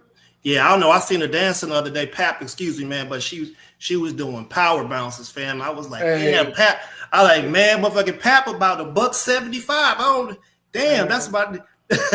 They gonna do the reverse alphabetical manslaughter. Hey, and Papoose the same age as Pacquiao, so he 47, ain't he? Papoose, that's that dude, Pat. My wife ain't really a big fan of him. She's a Remy Ma fan, so I stay out. Oh no. You remember my saying? No, yeah, sir. Yeah, because it's like my whole thing with Papoose is like, when I'm Papoose, like Carissa, like this man's still legally married. Like, get that bitch, get it out the way first. Right? Ain't none of my business. I'm just saying. It don't look good. No, it's just like everyone do your stuff, keep it out the, keep it out the eye. Do your thing. But they know what they're doing, showing up, mugging. Oh no, they trolling for sure. Hey, she said every time you mention something about Papoose, what she gonna do? She gonna go after Papoose. She ain't gonna go after Clarissa. So hey, every time. Yeah, because Clarissa was at the fight that one night talking. She was hyping Shakur up. I know she'd have walked around that ring and would have went to work on there. Look, anybody that walk out with Fat Joe is just a curse. So Edgar Berlanga and Remy walked out with Fat Joe. We knew what was gonna happen. It was the losing team. It was the Fat Joe leg. I told you about it. I think Fat Joe was just mad because the night before Kevin Hart was getting interviewed and he was sitting behind him looking real simple. Kevin Hart funny. They was in Madison Square Garden and they interviewing Kevin Hart, and that's Fat Joe City. What the? I mean, Fat Joe has something to say about boxing, I guess. Who knows? There's a lot of people that just talk boxing, what they're talking about. But you guys ask good questions. I like talking boxing with you. Hey man, we just shooting the crack right now, man. But we really actually get into the boxing stuff, man. We we interview fighters. What we want to do is make it so that the fans actually get to grow with the fighter. Absolutely. From the amateurs, not from the amateurs, so that they can support them all the way through. Like, for example, Jerry Forrest. He's, heavyweight fighter. He's actually fighting tomorrow in Richmond at the Main Street event. Main Street event is the train station in Richmond. He's fighting tomorrow. He's headlining the card. And I've been working with him and some of his guys, man. They building community centers in our town. They creating boxing gyms. He's training. He's doing it, you know what I'm saying? And then we're doing community building, and we getting kids off the streets, and we finding places for them to do. And we actually are educating them. We teaching them computer classes. We giving them life skills. So people like that is really doing the work, and that's what I intend to do here. But we do a lot too for even international fighters. I got a fighter that I sponsor out of the Philippines. He's top 5 in the world right now at flyweight, and his name's Vince Paras Kamikaze. And we come together as a community, and we make sure that he has enough food, nutrition. He got the fit, with all our logos on it, ready for fight night. And we do that for him every fight, and it's cost effective because it's in the Philippines. It's not like sponsoring an American fighter. And then on top of that, he's top in the world, man. He's fought all the best. His team's made some bad business moves, like taking a rematch to Japan and getting robbed out there. You know what I mean? On a trilogy after he done beat the guy, and each time it gets more difficult. So he's getting it right now. He's ranked number 1. At 108, it's weird how the I think it's the WBA, they ranked, or WBA or WBO, one of them, they ranked Vince number 1 at 108, but he hasn't fought at 108 in like 2.5, 3 years, so it's weird. The ranking system's always weird, but that's dope, man, that you guys get behind these fighters, because not enough people do. Like, when I grew up, before I went to Crunk, I got to sell candy and shit to afford to go to these tournaments, so first thing I did, 2013, 2014. I saw with Don King. I didn't fight, but he made me a crazy offer, so I didn't mind not fighting. And I opened up my first gym in Indiana, I think in 2014. I had it for 6 years, for amateurs. I had a gym for amateurs, been all the national tournaments, and it's like, what you guys are doing. You're changing lives by what? Just being invested, just being there. The media is powerful, man. It's Jose. They love Jose here in Albuquerque. Jose's the legend. Mo Boxing, no problem. That's the team I'm with. The more he sits there, I recognize his face more, just not saying nothing. He just be sitting there like this. I basically my self-acclaimed nickname is just kind of Al Heyman of boxing, because I don't really like the attention. I just like kind of. I go to events live sometimes. I don't even announce myself. I'm just cover it, and you just sit there. He's a patrol. Watching it. He's the boss. Got the top rank card on one phone, matchroom card another, trying to keep up with everything boxing. I would be watching overtime right now, but it's like I got an opportunity to talk to you. I was watching in the background as I was talking to you. I appreciate you, brother. Thank you for taking the time watching overtime fights. I ain't gonna talk about that because Brandon's my people. I'm just gonna sit here. Right, no, you good? Yeah, but before we let you go, Anthony, I did want to pick your brain too, because we're talking about age, Pacquiao being 46. Yeah. But right now, a story that's going viral is a 12-year-old girl that's set to debut in Mexico, in Veracruz, and WBC is getting involved with Mauricio Solomon, basically calling the promoter and saying like we can't allow a 12-year-old to make her professional debut. I think there's threats from the father. We don't know what's happening. What are your thoughts on a 12-year-old girl debuting as a professional? I think she's 12. She shouldn't be a professional.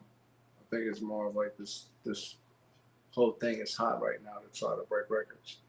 There's a fighter that passed. There's a fighter that passed away. I can't think of his name right now. I feel bad, but he was a heavyweight. I want to say he tried to rush him too fast, and he tried to break Mike Tyson's record as a heavyweight, and ended up taking his life. Fighting back to back, and just like boxing's not for everybody. And 12 years old, you're not in a position to make a decision, especially as a professional. But no decision, whether it's the parents pushing them. There's so many factors here that we don't even understand, or we don't take in consideration. Is it the dad? Is it the coach? Is it the mom?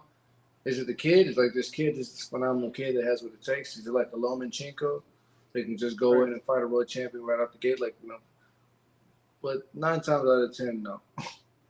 Right? It's a girl, so that means she can get a concussion even easier than they say a normal, maybe 14-year-old, 15-year-old. Her brain's still developing. She doesn't need to be fighting anything professional. Like for what? Even in Mexico, yeah. That's interesting. Even in Mexico, what Canelo turned pro at 15, 14, 15. It's common for 15, but 12, I don't think the brain is not even. It's still a child, man. Yeah, I think the WBA did a study, and I think it's like 14 is kind of the youngest really for your brain to be kind of developed and start taking some punches. So. I mean, people like Tank ain't never really had a job in their life, right? They've been fighting since they was 5. For me, I've been boxing since I was 6 years old. So if that's the only thing I mean, listen, I don't want to say I want to try to make a case for this, because I don't want to try to make a case for it unless this is like that one-off, like you said. Like what if she's like she's 12 and she's 6 foot and she's just as strong as all the dudes are, and she just, I don't know, she's got skills. Like what if some sort of freak of nature and she's some type of female? Yeah, and the other thing we don't know is her opponent, because it's you go on Box Records versus TBA, so she's gonna be fighting a 16-year-old, 12 versus 16-year-old. Hey man, they can send her to country box. She'll clean them girls up over there. Yeah, so she's fighting. So she's fighting another 16-year-old girl. No, they don't know yet. It's TBA, so we don't know if it's gonna be like a 16-year-old she's fighting or a 28-year-old. Yeah, so no. They could feed her that girl that was wearing the do-rag during the boxing match. They forgot to tell her to take it off. It's crazy. I had my first fight when I was 6. It was at 45 pounds. It was a smoker fight, right? It wasn't a real fight. So no man, 12. That's crazy. That's professional. What? Too young. No, you're not talking about the Junior Olympics or fighting the Junior World Games. Or me, okay. So for instance, I'm the youngest in the history of Olympic trials to medal in the Olympic trials. So I medaled at 16. I went and fought open. I won the Junior Olympics, and I went and fought in the actual Olympic trials all in the same year. Me, Julian Rodriguez, Errol Spence. It was that year. Who else? Jesse Hart. That's all I can think of right now. So we went and I knocked out everybody, like the first 3 or 4 people. But I was 16. Like I was fighting 28-year-olds, 30-year-olds. It's my first open fight was that. So yeah, a 12-year-old turning pro. That's fucking nuts. Like that's nuts. What are you trying to open up? Like, okay, she fights a 6-year-old with this fight, then what? She fights an actual adult, like she's gonna be 13, 14, 15 years old still. Should they maybe consider an under 18 professional? No, there's no sense. It should be amateur. So with amateur boxing, right, you have novice and open. So if you have under 11 fights, that's considered novice. Then you have open if you have over that, right? Then you have open. If you're over the age of 15 or over the age of 16, you can fight anybody as an adult, right? So there's like different levels. Yeah, I've seen that. It's crazy. Like, no, man, this is more of like just we're gonna do this to try to be different. It's not this is all you know, this is all you do. Because shit, if this is all you know, all you do, it's not gonna be cameras on you. It's not gonna be a big thing. It's gonna be some shit that's done in the shadows, in the dark, like Canelo. Having 20 fights over in Mexico at Devin Haney. They did that in secret. They went and just got a gang of fights and come out. Yeah. It's 12 years old? No. Hopefully nothing crazy happens. I don't wish nothing bad, but it's like. Yeah, I mean, so what? I mean, what about Lomachenko? He was 26 years old, still whooping on them kids. He was beating up on teenagers. Yeah, 26. That's why, like with the opens overseas, look at Cuba, Russia, Kazakhstan. You have a lot of adults who they just stay in the amateurs. They get paid to fight amateurs, right? Yep. So I made the junior road team, Team USA. You get paid every time you win a gold medal, bronze medal, silver medal. Like that starts racking up $6,000, $5,000, $3,000 a month each month. It starts racking up. Right? Yeah, and you're a kid, don't have to pay taxes on that. Like, you better go rack that up. I was having fun fighting Armenia, traveling all over. I went and bought me an 86 Regal. That was my first car. I was like, how'd you get that? 86 Regal on 13 is driving around. I didn't even have a license. I was just driving that shit to school. And he was like, we don't let him drive to school, right? He's Mr. Junior Olympics. We'll let him. I have no license. I'm parking with the teachers. Damn. Right? But that's what boxing opens up these doors for you to do this, right? So that's why she used to fight amateur, not pro. You still have to learn, right? There's still a learning progress. That's what the amateurs is about. Yeah. Just to, you know what? You know what a headgear is for?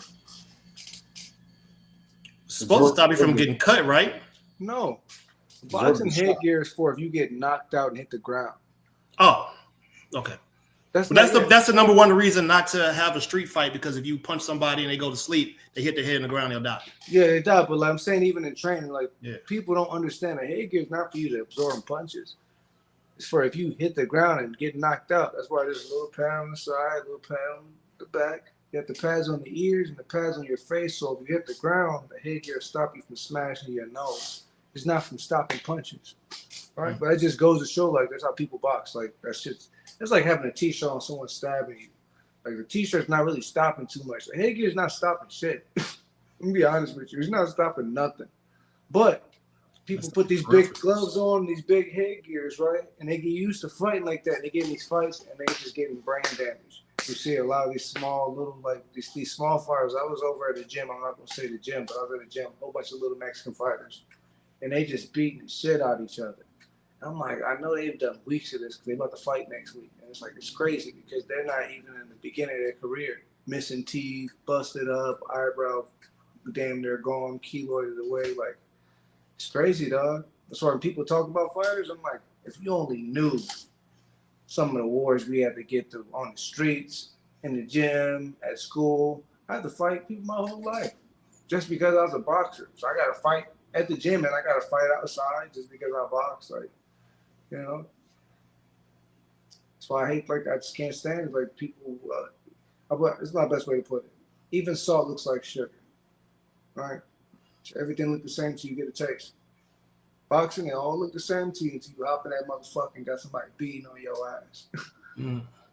Everything look good from outside them ropes. Everybody said they got the ideas of what they could have done, but this motherfucker's in here punching you and beating on your ribs and making you piss blood. Tell me what you're gonna do. Everybody I could do this, street fight, all this. No. See, street fight, that's easier because there ain't no rules. I can catch your eyes out, I can bite you, I can rip something off. But in boxing, you're talking about a martial art where I can only use these. There's no kicking, there's no grabbing, there's no wrestling, there's no breaks. It's just these for 3 minutes straight for 30 minutes, 36 minutes, depending on how many rounds, right? That's some heavy shit. That's why when people open their mouth up about boxing, I always look at them like, hold up. Let me see if you can do that 3 minutes. Can you give me 3 minutes? Can you give me a solid 3 minutes? Can you give me a training 3 minutes? Can you give me a 5 miles, you know? It's like people like, you know, Army, maybe it's easy. Like, can you pass that PT test? Can you pass that written test? Right? So I wasn't in the military, but I did this thing called Young Marines to prepare you for the Marines. My mother was Army Combat Support Nurse. My father was 1st Cavalry for like 26 years. So I'm a military. I'm not military, baby. My parents are military, so I'm like, I'm never doing that shit. You said first Cav or what? First Cavalry? Yes, first Cavalry. You're in Killeen, Texas? Or? Yeah. Not my father was, not me. Okay. Yeah. I'm in California, but yeah, he was a military, so they put me in this program, and I'm like, this is what y'all got to do. This is crazy. The structure, being platoon leader, commands, you know, your outfit, getting your boots cleaned up, like this. Hell yeah. Structure and the written test, like. the runs, everything, the pull-ups, the push-ups. Like I enjoyed that to make me push myself to the max, right? Nobody can tell you about that shit, right? Nobody can tell you about that PT test or what it feels like to have to unload your gun, clean it all up, or any of that shit going into war. Nobody, they can talk about what they'll do, but until you right there in that position where you say you have to, not take someone's life or say fight to the death, nothing prepares you for that moment, right? Everybody has a perspective, but nothing can prepare you for that. Same with boxing. Nothing can prepare you for it. You get hit, and you like, fucking my eye. Like, who's this guy in front of me hitting me? Yeah. Who's all these people? What's my name? Oh shit! I'm fighting right now in the middle of a fight. Like that's what's happening. Right? You need to learn how to breathe with the mouthpiece in and get punched at the same time. Hey man, no, I'm telling you, like, okay, I fought Ramiro and Gulo hit me so hard in the 4th round. I know I was at, right? But I knew he had power like that because when he wrote his name, he put a fucking X. He didn't even write his name. I was like, this motherfucker's really going, yo. I'm like, he's a killer. Like, he's a killer. This guy got to be a killer, man. And he looked like Kevin Hart. Oh, this guy's a killer, dog. But he hit me. I said, whoa. I was like, oh, my God. I was like, what's going on, coach? He's like, what round is it? He hit me so hard. And it looked like a soft punch. And I was like, wow. You know what? Next time I'm watching the fight and I see a punch that looks soft, and I'm like, that ain't nothing. I'm going to bite my tongue. Because this guy threw a slow-ass punch, and I was like, I'm about to eat that. That's nothing. And the next thing I remember, I was like, I'm in the corner asking coach what round it was. And, watching on the screen and being in that ring is two different things. Have you ever met somebody that talks shit even when they losing? Oh, yeah. All right, Zab, I'm sorry. So Zab Jr.'s brother, right? So I went as far as Zab Jr.'s brother, and I put up my mom.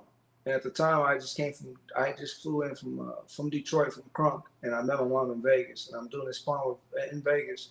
And he's like, where the mama's boy at? So I pull up, and he's talking mad shit. He's getting his hands wrapped. And I got a 2-piece on. I come up my 2-piece after warming up, and I'm like swole up, and then he ain't talking shit no more. So we get in that ring, man, I get to working. And he's talking shit the whole time. I'm like, shut the fuck up. He was like, yeah, you in hard, but you stay here with your mama, son. Like, he just kept talking shit. I'm whooping this dude, right? He's like, I'm from New York. But he didn't give it up. He never stopped.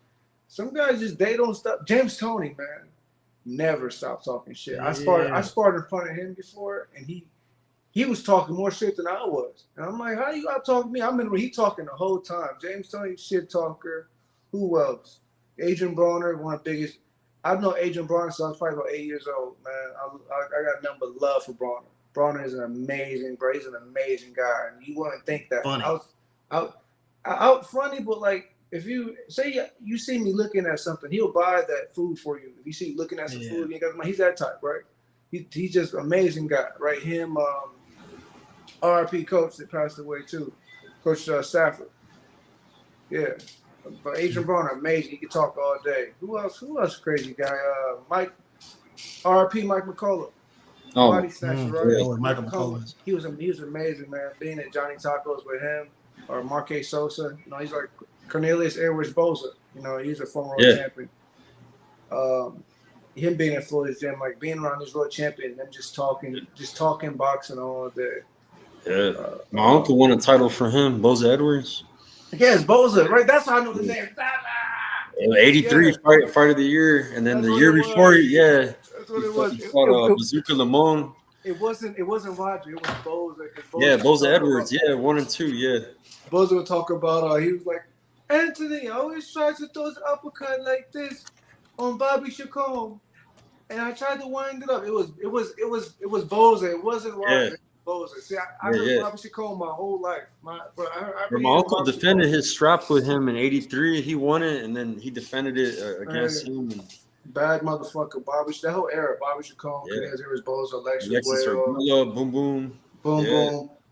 Even the coaches, Eddie Futch, George Benton, like Bill Slayton, Bill Miller. Like, come on now, man. Them belts kept switching hands back in the day, bro. Well, that's because back then it wasn't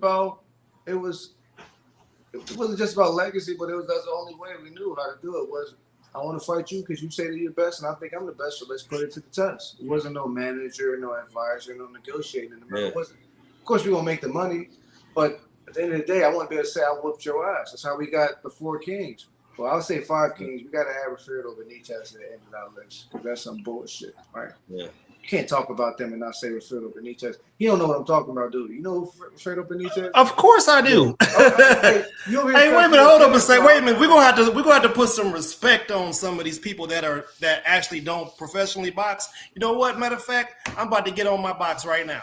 You feel me? So look, man. Hey, the reason why I asked you to begin with, why have you ever met somebody who talk a lot of shit even if they losing, is because in some of our communities, there's places you could go show up and you want to meet some woman and she got kids, and as soon as the kids see you, look at them Walmart shoes you got on, right? You get what I'm saying? So they own you right away. Like you don't even know your name yet, and they cooking you, right? Yeah, so there are people who are like that are into joking and causing jokes, and then there's people who are athletically gifted in some sort of way, who have competed in many different things in their life, and they're no longer doing it. So now they're talking about some other sport, and they've taken the time to understand what's going on, but they're going to talk that shit. You know what I'm saying? I think it's good for the sport, but like you saying, I believe that, you know, there could be a situation like, let's say a dude got his wife in the audience, right? And dude gets knocked out, and a fan of the guy who knocked him out is like, yeah, knocked his motherfucking ass out, and the wife is sitting right here, right? Is he wrong for that, or is he just a fan of the sport, right? Well, at that point, he's not it come with it. It's not a fan of the sport, but it's more of okay. So, all right, I'll give you an example, right? So, if I'm one of my opponents, we cool now, but at the time we wasn't cool. So I got into an issue with, I think, one of his homies, and a guy I thought was my homie, I ended up was cool with him, so I slapped the shit out of him just because you over here supporting him. Like, you're not cool no more. In boxing, you got to choose sides. You can't play both sides. You want to support, oh well. If somebody get up and hop up and get slapped and you cheer, then I'm gonna think you on his side, so you might get slapped too. You know, that's the whole thing with boxing. I'm going off of what I'm looking at. If I look up and you the one like, yeah, let's just slap him. I'm like slap who? If I got slapped and you was like, yeah, slap him again, I'm gonna think like, okay, you and him, now I gotta go slap both of y'all. Now everybody got to pay, you know. But that's how I am. But you know, I'm matured out of that now because like I used to get warned going to matchroom fights like, don't slap nobody. Right? You know, Caleb Plant, Jamal Charlo, somebody. Hey, Caleb Plant pulled away. I slap you. I'm ready for the reaction. I hope you do something, right? Because a slap, it's open hand slap. It's a sign of disrespect. But let's get out, right? Yeah. Right. I ain't gonna knock you out because if I hit you like that, I might kill you, right? But just the whole essence, like boxing's missing that. That's what we need. We need that more. Like they call it masculine toxicity, but that's what boxing is. It's aggressive men with mouthpieces talking their shit. Your personality, Poppy Chew, hey, perfect for boxing. Like I like your energy because whether you right or wrong, you're gonna stand on it and you're gonna die on it. That's how it's supposed to be. No, I ain't gonna die. Listen, the die part, I have survived roadside bombs. I done been shot at. I done had missiles come in. We don't do the dying thing, right? You feel me? So listen, hey, so I had an issue with a guy named Bruce Jazz, right? And we had some arguments about baseball and Barry Bonds and steroids, right? Okay. I stood on my business. He stood on his business, and it's okay for us to disagree as grown men, right? But if I'm wrong, and I figure out I'm wrong, or somebody that one of my homies be like, yo, you was wrong about that. Let me think about this. Okay, all right, I was wrong. I'm going back to the person immediately. Yeah. Hey, look, fam. Hey, I was wrong about this. Yeah. You know, if I got to go get on the live and let everybody know that I was wrong about it, that's it. That's what it is. Let me take a guess. Were you talking about how like there's a lot of baseball players who are doing roids, but they just happen to single out Barry Bonds?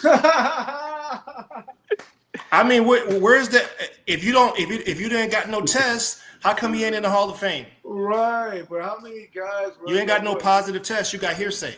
It's just Barry. It's because he was ball. Good, trust him. Yeah, trust him. Milk dud head ass motherfucker.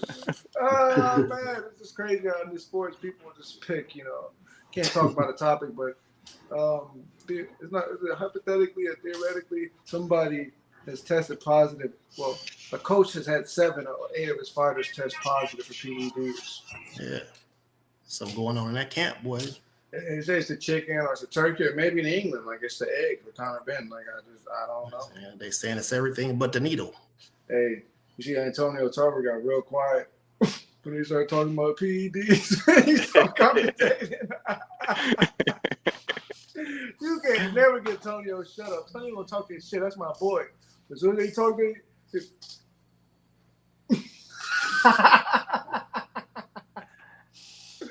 oh man, the crazy part, he probably wasn't prepared for that. Like that's probably the last thing they think they about to bring up in the middle. It's like, so how do you feel about PEDs, Tarver? He had the red eyes too. That boy eyes was red. Man, you couldn't see no white of them. I just don't get it. Like they got Michael Irvin and people talking about boxing. Like, what the hell do these people know about? So me and Mike Tyson used to party. I'm like, oh, okay. Yeah. I'll take Snoop Dogg commentating. At least that'd be funny and entertaining. But like, he's got people that have no background in boxing saying like, good punch. Ooh, he looks strong. Or touchdown. Like, what the fuck? Who says touchdown in boxing? I heard somebody say touchdown on a Netflix boxing podcast. They're commentating. Woo, touchdown, knockout. I'm like, what the fuck? What? Yeah. Oh man. Boxing is in a crazy state right now. We got people, or did I say people? I can't say names, but we got people paying for, especially like the Squid Games of boxing right now. Man, you know what? Now that I'm listening to you talking, I'm realizing what you're saying. I mean, I understand what you're saying. I'm still the person that's going to talk shit anyways. But I hear what you're saying. Now that I'm listening to you, there was a podcaster that got pulled up on by a team not too long ago. I'm not going to say the names, but it happened. Oh, and it happened. It happened, right? I think that there. I don't think there's a place in there for that. You know what I'm saying? I don't think there's a place in there for that. And I think, again, it comes along with the sport. Like, when you compete and you go to a place and motherfuckers is calling you monkey and all types of names in the stands, you can't go in the stands like the Pistons did and beat their ass. You got to just, you know what I'm saying? You got to deal with it. You can't be Ron Artest. Yeah. I got a picture punching him too. That's funny. He let me do like a fist on his face, right? But yeah, it's like with the whole monkey thing, like the bananas. He knows what he's doing, but like we live in times where that's not so much a joke. Like it's coming back around again. Some of these races. Oh, it ain't never went nowhere. I'm sorry. What? It's coming back. It ain't never went nowhere. And it's coming up in the media. It's never went away, right? But now it's being videotaped and like it doesn't really. It's more put in your face and get more bold, right? But we can talk about. Or we ain't got to talk about it. We see it every day. It's not simple. It's not white and black anymore as it used to be. Right now, this shit is like talking about like telling a woman whether or not she can have a baby, or controlling somebody's body, controlling someone's rights, telling them they don't belong here because of a piece of paper or because they're immigrants or their parents are from. Like we're living in fucking crazy times right now. They're changing laws, Roe versus Wade. Like this is. I feel you. There's no space for it. There's no space for racist commentary or even jokes. There's none, right? But I'm the boxer. If I'm you and I'm walking out and somebody's like, "Yeah, motherfucker, that's why you can't see out of your eye," I'd be like, "Hey, man, thank you for contributing to all this money that I got in my pocket right now. I appreciate you for showing up." You feel that way, but like sometimes, coming out of fight, fans pick the wrong one. They find out. I feel like that. It's be constant. You're entitled to freedom of speech, right? But there's consequences to what you say. That's how life works, right? So if I don't get you, somebody else gonna get you, karma gonna get you. It's gonna come one way or another. But I was taught like somebody do some crazy shit, whoop on them so they don't do it again. Right? Now, kids don't practice violence, all right? I'm just saying. I want like the kids. I'm telling my kids whoop on people because I know some kids are gonna see this, right? Kids don't let nobody take advantage. You don't let nobody put their hands on you, right? Are we in agreement with that, everybody? Oh yeah, man. Listen, yeah. Yeah, hey, protect yourself at all costs. Make sure you can go home, right, by any means. That's right. Because right now we're living in those times. It's not even like a certain color. It's telling kids in general, whether it's people rolling up in schools, shooting up schools, living crazy times where you can't do just the bare normal, go outside, you know? Yeah. Kids getting snatched up. Like, it's just, that's why kids need boxing now. You gotta protect yourselves and spot weirdos. Yeah. Because the boxing gym, you're definitely gonna spot them. You'll smell them before you see them. You see motherfucker with no mustache, don't make eye contact with him.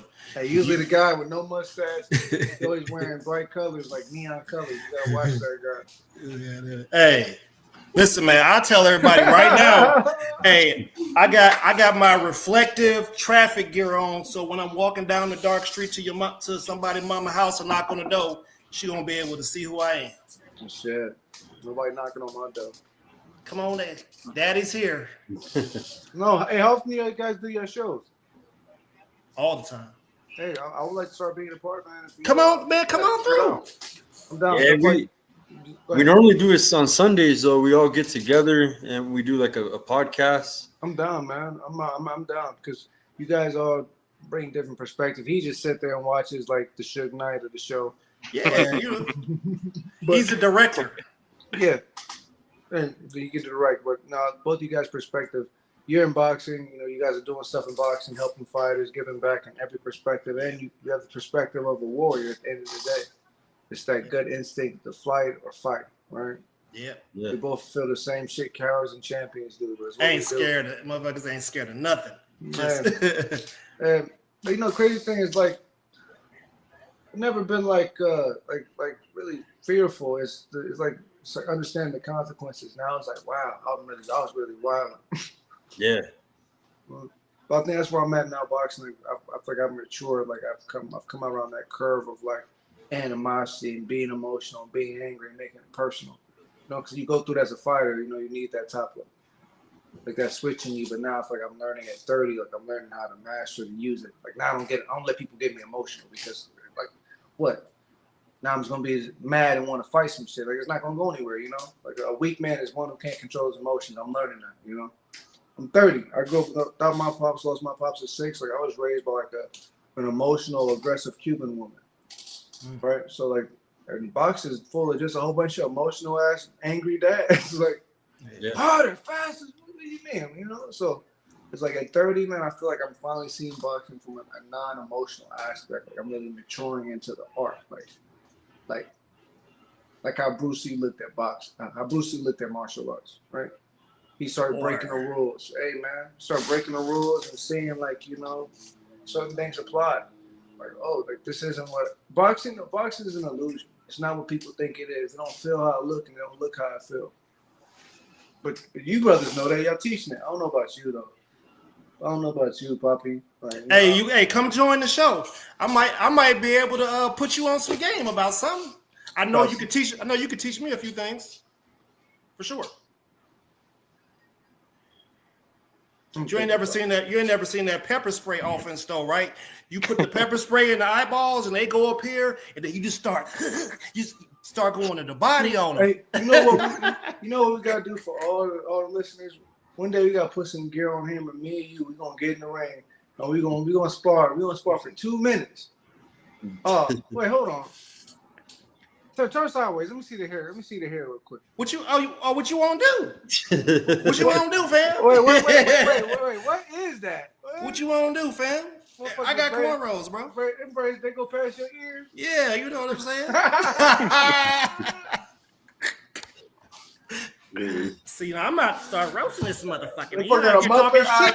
He's talking shit. Oh, hell no. He get the Muppet out? You got it out. Is the Muppet supposed to be him? Hell no. No, we ain't gonna do that shit. Hey, no, I love Muppets though, bro. Muppets.